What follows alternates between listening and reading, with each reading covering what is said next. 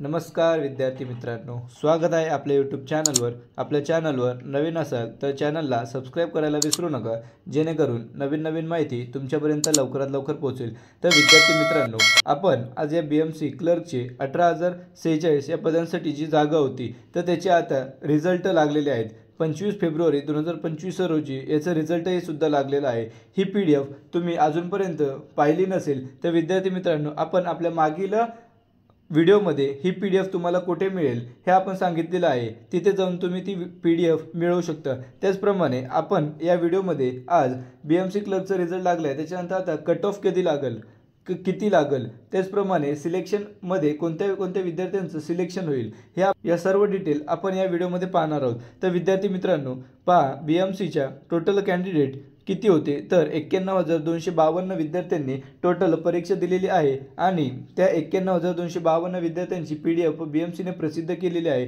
त्यांच्यामध्ये नॉर्मलायझेशन नंतर त्यांचे किती मार्क वाढलेले आहेत हे त्या PDF मध्ये दिलेले आहे। आणि मित्रांनो, नक्कीच नॉर्मलायझेशन हा गेम चेंजर ठरलेला आहे, कारण की पहा विद्यार्थी मित्रांनो, मला बऱ्याच विद्यार्थ्यांचा मेसेज आलेला होता आणि नॉर्मलायझेशनमध्ये काही विद्यार्थ्यांना 112 मार्क मिळालेले होते, तर त्यांच्या बॅचमध्ये 7 ते 8 प्रश्न कॅन्सल झाले होते।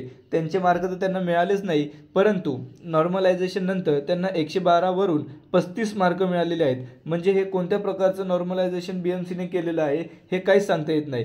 त्याचप्रमाणे नॉर्मलायझेशनमध्ये असे झालं आहे की एखाद्या विद्यार्थ्याला 166 गुण मिळालेले आहेत, त्यांचे नॉर्मलायझेशन होऊन 30 ते 40 मार्क वाढलेले आहेत। म्हणजे जो विद्यार्थी मित्रांनो त्याला 160 वरून तो डायरेक्ट 194 मार्क 190 मार्क असे मिळालेले आहेत, डायरेक्ट टॉपर या पोझिशनला जातो। म्हणजेच नॉर्मलायझेशन कुठेतरी अनफेअर झालेलं आहे।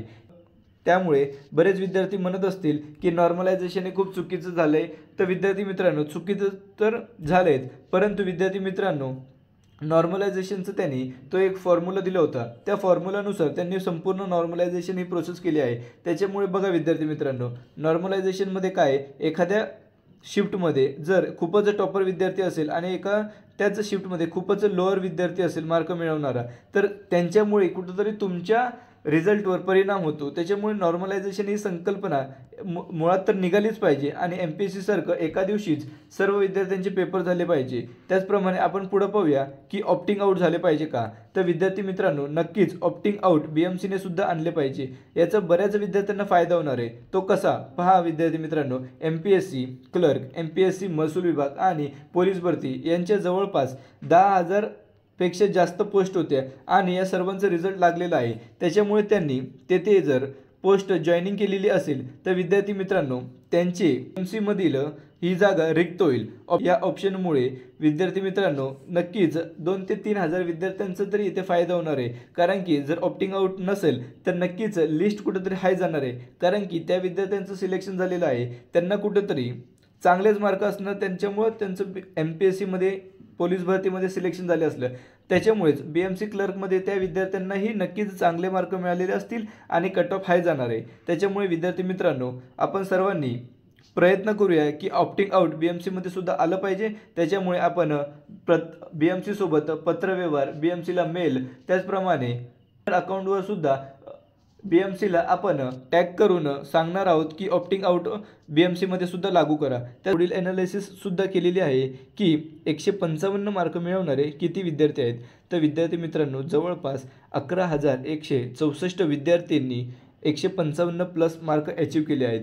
त्याचप्रमाणे 160 मार्क मिळवणारे 6,951 विद्यार्थी आहेत आणि 170 मार्क मिळवणारे हे 1,845 विद्यार्थी आहेत। त्याच्यामुळे विद्यार्थी मित्रांनो कुठंतरी ज्या विद्यार्थ्यांना 170 मार्क किंवा 170 प्लस मार्क आहेत त्या विद्यार्थ्यांचं सिलेक्शन होऊ शकतं, हे 100% आहे। परंतु विद्यार्थी मित्रांनो इथे लक फॅक्टर सुद्धा काम करतो का, कारण की पहा 170 प्लस मिळवणारे जरी 1,845 विद्यार्थी असले तरी विद्यार्थी मित्रांनो बघा NTB मध्ये फक्त फिमेलसाठी 16 जागा आहेत आणि जर या 1,845 मध्ये 16 ऐवजी 20 ते 25 विद्यार्थ्यांना NTC मधील 20 ते 25 विद्यार्थ्यांना हे 170 प्लस मार्क असतील तर कुठंतरी त्या 4 ते 6 विद्यार्थ्यांचं नुकसानच होणार आहे। त्याच्यामुळे हा कुठंतरी लक फॅक्टर आहे, परंतु माझ्या अंदाजानुसार 170 प्लस मिळवणाऱ्या सर्वच विद्यार्थ्यांचं सिलेक्शन होईल ते आणि ते सेफ स्कोअरमध्ये आहेत.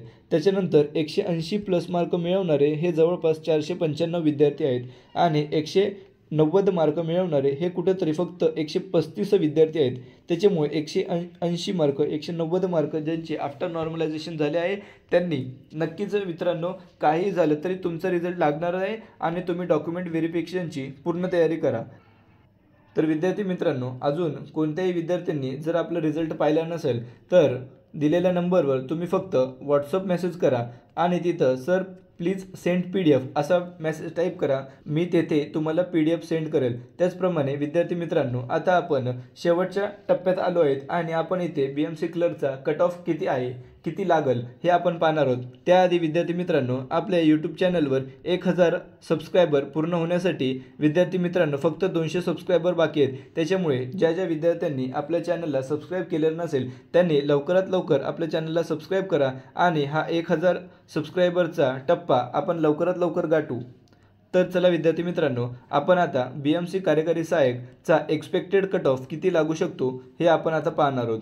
तर विद्यार्थी मित्रांनो, ओपन मेल यांच्यासाठी 167 जागा होत्या आणि 182 प्लस हा कट ऑफ जाऊ शकतो. ओपन फिमेल यांच्यासाठी 152 जागा होत्या आणि 180 प्लस हा कट ऑफ जाऊ शकतो. त्याचप्रमाणे OBC मेल यांच्या 148 जागा होत्या आणि 178 प्लस कट ऑफ लागू शकतो. OBC फिमेल यांच्या 136 जागा होत्या आणि कुठेतरी कट ऑफ हा 175 प्लस जाण्याची शक्यता आहे. EWS मेल यांच्यासाठी 60 जागा होत्या आणि हा कट ऑफ 170 प्लस जाण्याची शक्यता आहे.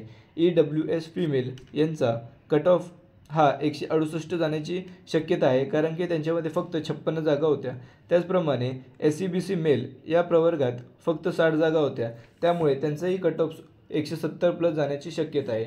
SCBC फिमेल यांच्यासाठी सुद्धा 156 जागा होत्या आणि त्यांचा कट ऑफ 167 प्लस जाण्याची शक्यता आहे. त्याचप्रमाणे SC मेल यांच्या प्रवर्गासाठी 47 जागा होत्या आणि कुठेतरी कट ऑफ हा 170 प्लस जाण्याची शक्यता आहे. SC फिमेल यांच्यासाठी फक्त 43 जागा होत्या आणि हा कट ऑफ हा 166 प्लस जाण्याची शक्यता आहे. ST मेल या प्रवर्गासाठी फक्त 48 जागा होत्या, त्याच्यामुळे विद्यार्थी मित्रांनो हा कट ऑफ 168 प्लस जाण्याची शक्यता आहे. त्यानंतर ST फिमेल यांच्यासाठी 45 जागा होत्या आणि हाच कट ऑफ 165 प्लस जाण्याची शक्यता आहे. तर विद्यार्थी मित्रांनो पहा, मी हा अंदाजित कट ऑफ सांगत आहे, तर त्याच्यामध्ये कुठंतरी प्लस मायनस होऊ शकतात, 2 ते 3 मार्काचे प्लस मायनस होऊ शकतात. म्हणजेच मी इथे 165 सांगत आहे तर 165चे 168 सुद्धा होऊ शकतात किंवा 163 162 सुद्धा होऊ शकतात. तर ते 2-3 मार्क प्लस मायनस तुम्ही पकडून चला. त्याचप्रमाणे विद्यार्थी मित्रांनो, VJA मेल या प्रवर्गात फक्त 17 जागा आहेत, त्याच्यामुळे कट ऑफ हा नक्कीच हाय जाईल आणि 170 प्लस जाण्याची शक्यता आहे. VJA फिमेल या प्रवर्गात फक्त 15 जागा होत्या, त्याच्यामुळे कट ऑफ कुठेतरी 166 प्लस जाण्याची शक्यता आहे.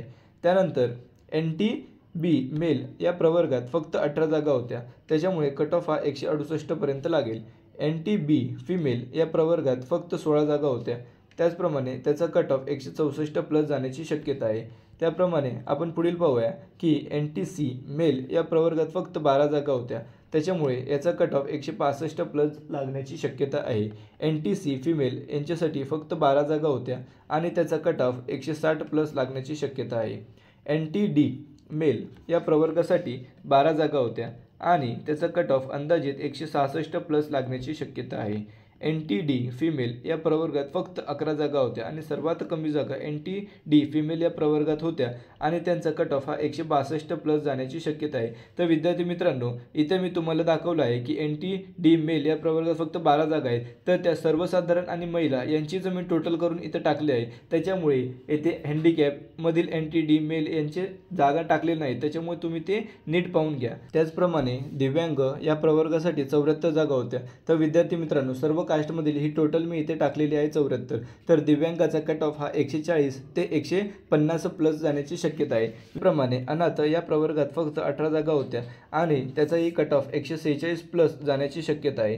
स्पोर्ट्सचा कट ऑफ हा 150 प्लस जाण्याची शक्यता आहे. त्याचप्रमाणे स्पोर्ट्स कोट्यामध्ये फक्त 92 जागा होत्या. एक्समॅन सर्व्हिसचा कट ऑफ हा 146 ते 150 प्लस जाण्याची शक्यता. आता विचारत आहेत की सर BMC क्लर्कचा आता रिझल्ट तर लागलेला आहे, परंतु कट ऑफ आणि त्या सिलेक्टेड विद्यार्थ्यांची PDF कधी BMC जाहिरात करेल, तर विद्यार्थी मित्रांनो पहा 1 ते 2 वीक जवळपास त्यांना ही संपूर्ण प्रोसेस करण्यासाठी लागेल. आता त्यांना एक PDF बनवावी लागेल. त्यामध्ये फक्त त्याच विद्यार्थ्यांची नावं असतील ज्या विद्यार्थ्यांचं सिलेक्शन झालेलं आहे आणि कट ऑफ किती लागेल हेही ते एक PDF प्रसिद्ध करतील. त्याच्यामुळे जवळपास 1 ते 2 वीकमध्ये ही संपूर्ण प्रोसेस होईल आणि आपल्याला जवळपास मार्चच्या 10 ते 12 तारखेपर्यंत आपल्याला ही PDF मिळेल. म्हणजेच समजेल की कोणत्या विद्यार्थ्यांचं सिलेक्शन झालेलं आहे. त्याचप्रमाणे डॉक्युमेंट व्हेरिफिकेशनची प्रोसेस ही मार्चच्या एंडिंगपर्यंत म्हणजेच 30-31 मार्चपर्यंत होतील आणि एप्रिल महिन्याच्या 15 तारखेपर्यंत आपल्याला जॉईनिंग लेटरसुद्धा देतील. कारण की विद्यार्थी मित्रांनो मे महिन्यामध्ये BMCचे इलेक्शन आहेत आणि त्या इलेक्शनच्या आधी आपल्याला जॉईनिंग लेटर देऊन आपल्याला BMC इलेक्शनची ड्युटीसुद्धा त्यांना लावायची आहे. त्याच्यामुळे नक्कीच आपल्याला एप्रिल महिन्याच्या फर्स्ट वीकपर्यंत किंवा सेकंड वीकपर्यंत आपल्याला संपूर्ण प्रोसेस होऊन आपल्याला जॉईनिंग लेटरसुद्धा मिळेल. त्याच विद्यार्थ्यांचा मला मेसेज येतो आहे की सर मला 130, 140, 150 मार्क मिळालेले आहेत, माझं सिलेक्शन होईल का? तर त्या विद्यार्थ्यांना माझं एवढंच म्हणणं आहे की पहा विद्यार्थी मित्रांनो, आपल्याला जे मार्क मिळालेले आहेत ते खूपच कमी मिळालेले आहेत. कारण की बघितलं तर 160 प्लस मार्क मिळवणारे हे कुठंतरी 7,000 विद्यार्थी आहेत आणि जवळपास फक्त 1846 जागा असल्यामुळे आपलं कुठेतरी या BMC क्लर्कमध्ये सिलेक्शन होणार नाही आहे आणि हे खरंच सत्य आहे. त्यामुळे विद्यार्थी मित्रांनो बघा, आता या BMC क्लर्कमध्ये उगाच टाईम वेस्ट न करता 2025मध्ये खूप जागा निघाल्या आहेत आणि अजून निघणार आहेत. त्याच्यामुळे विद्यार्थी मित्रांनो तुम्ही तेथे चांगला प्रयत्न करा. त्याच्यासाठी विद्यार्थी मित्रांनो तुम्ही तुमचं मॅथ्स, मराठी आणि आपलं जनरल नॉलेज हे 3 विषयांवर कमेंट ठेवा. त्याचप्रमाणे इंग्लिशमध्ये कुठंतरी आपल्याला 25 पैकी 12 ते 13 मार्क मिळतील एवढा अभ्यास इंग्लिशमध्ये करा आणि बाकी या 3 विषयांचा तुम्ही चांगला अभ्यास करा. नक्कीच तुमचं 2025मध्ये कोणत्या ना कोणत्या पोस्टमध्ये सिलेक्शन होईल. व्हिडिओ आवडल्यास व्हिडिओला लाईक, शेअर आणि सबस्क्राईब करायला विसरू नका. धन्यवाद.